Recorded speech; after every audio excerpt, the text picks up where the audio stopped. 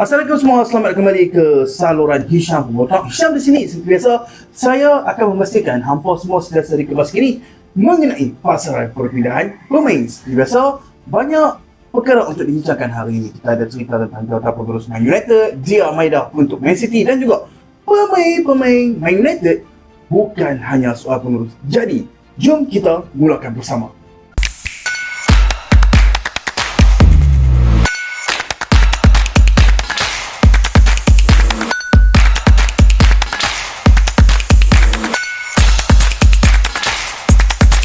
Hari ini adalah hari yang sangat besar. Kita sudah mendapat pengesahan rasmi daripada Chelsea, iaitu Leandro Rosselló sebagai ketua jurulatih baru Chelsea sehingga tahun 2032, kontrak selama 6 tahun setengah. Pengganti beliau di Strasbourg pula sudah pun ditemui kerana Strasbourg telah mencapai persetujuan dengan Gary O'Neill. Gary O'Neill merupakan pengurus yang tersedia di pasaran dan telah pun dihubungi oleh dua kelab Liga Perdana Inggeris. Malah dia berpeluang untuk kembali semula ke FPL, namun apabila Strasbourg menghubungi beliau dengan peluang bermain di pentas Eropah dan menawarkan projek-projek yang sangat-sangat penting di bawah grup anchor, Gary O'Neill memutuskan untuk menerima tawaran tersebut. Jadi, Gary O'Neill kini merupakan ketua jurulatih baru Strasbourg dan beberapa posisi penting kini telah pun diisi.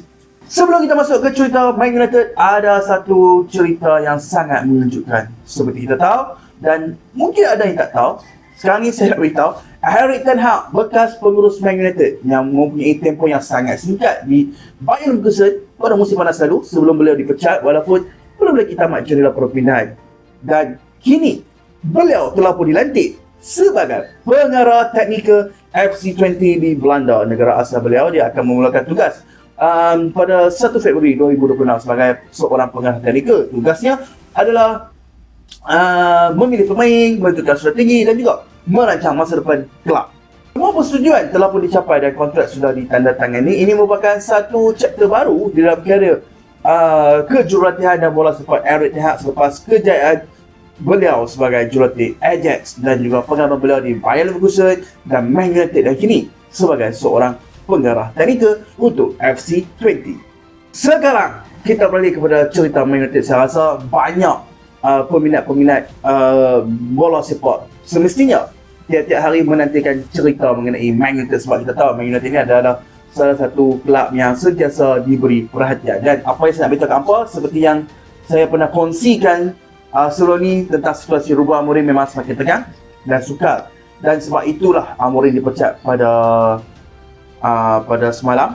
Okay, nama yang saya sebut sejak awal dan masih lagi kekal di dalam senarai Man United ialah Ole Gunnar Solskjaer. Benda ni saya dah kongsi di video TikTok saya dan juga channel Wasabi saya. Siapa nak subscribe, siapa nak join, boleh bagi tahu saya. Dan kepulangan Ole Gunnar Solskjaer kini sangat-sangat konkret, sangat berkemungkinan dan semakin hampir selepas Ole menawarkan dirinya kepada Man United. Seperti yang saya kongsikan juga sebelum ni, hari ini saya berdasarkan bahawa terdapat perbincangan antara wakil Ole Gunnar dan Man United. Perundingan sedang berlangsung dan Ole difahami sebagai salah satu calon utama untuk menjadi pengurus baru Man United dalam peranan sebagai pengurus interim sehingga akhir musim sebelum Man United melantik pengurus tetap dengan nama yang sangat besar pada musim panas 2026.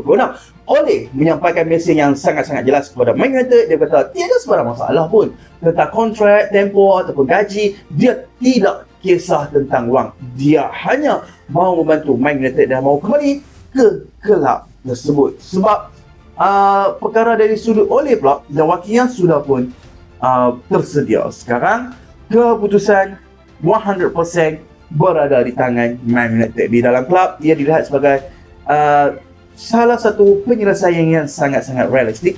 Nama lain yang turut dibincangkan selain pada Ole secara ramai ialah Michael Carrick dan juga Ruud van Nistelrooy, dua bekas pemain legenda Man United yang pernah menjadi pengurus interim dan sangat-sangat mengenali budaya kelab. Namun, buat masa ini, Ole masih merupakan pilihan utama untuk United. Dan seperti kita tahu bahawa Darren Fletcher akan berada di tepi padang pada minggu ini sewaktu menentang Burnley.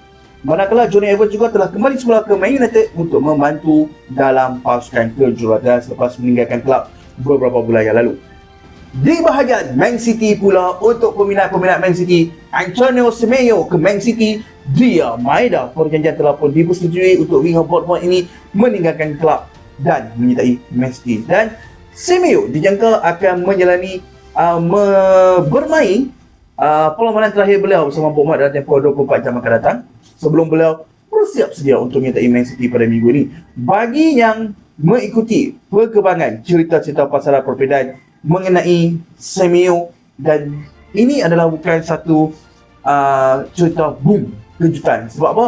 Sebab sejak hari Christmas lagi, keputusan Semenyo sangat-sangat jelas. Dia mau bermain di bawah kendaraan Pep Guardiola di Man City, dan seperti kita tahu, walaupun terdapat minat daripada beberapa kelab lain termasuk Tottenham, Chelsea, United dan Liverpool, semua telah pun dipersetujui antara pemain dan City, dan Man City akan membayar yuran klausul perpindahan yang termaktub di dalam kontrak beliau, iaitu sebanyak 65 juta euro untuk mendapatkan Semenyo dari Bournemouth. Dan seperti apa yang saya baca dan apa yang saya faham, pemeriksaan perubatan dijangka akan berlangsung pada hari Khamis ini, dan ini adalah bom pertama City untuk tahun 2026, di mana di pasaran perpindahan pemain, seorang winger yang sangat berpotensi dan mampu memberi impak besar di Etihad Stadium menyokong Man City kini boleh menantikan kedatangan Antonio Semenyo yang sah akan menyertai Man City, dia Maeda.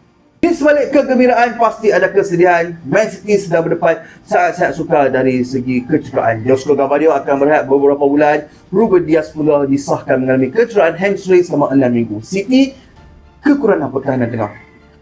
Sebab tu mereka panggil balik semula Max Allen dari Rashford, tapi City mahu bergerak lebih jauh dan cuba mendapatkan pemain sasaran Liverpool, iaitu Mark Gui dengan segera pada Januari. Mereka tak waktu pada summer. Man City mahu membantu Pep Guardiola sekarang. Mark Gui adalah sasaran utama untuk Man City. Namun Liverpool dan Bayern juga terlibat di dalam perubahan untuk mendapatkan pemain tersebut secara percuma pada musim panas ini. Persoalannya sekarang sama ada Liverpool akan cuba mempercepatkan perpindahan pada Januari ataupun menunggu.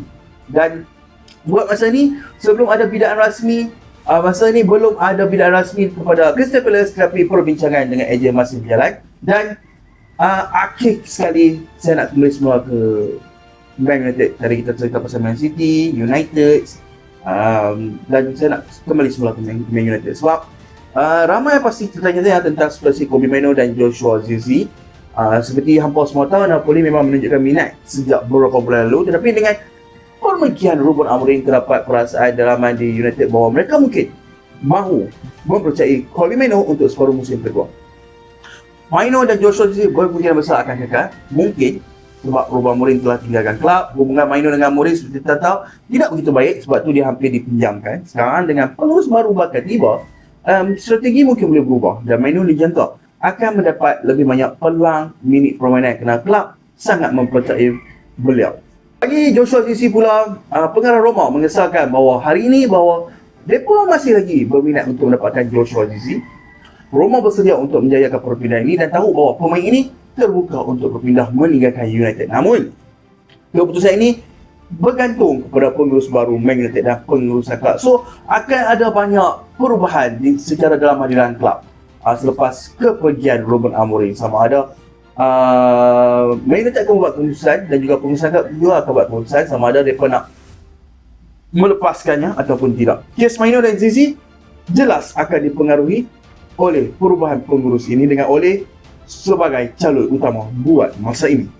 Okey abah, jadi kongsikan pendapat abah semua tentang semua cerita di atas. Ole ya ataupun tidak untuk Man United, bagaimana dengan Michael Carrick ataupun Ruben Amorim, apa yang patut dilakukan United dengan Mainoo dan Zirkzee, lepaskan pemain tersebut ataupun mengekalkan pemain tersebut, serta pandangan hampa semua tentang Semenyo dan Mark Gui. Tinggalkan komen hampa di bawah, like video ni, share, hidupkan loceng notifikasi. Kita jumpa di next video. Assalamualaikum, bye.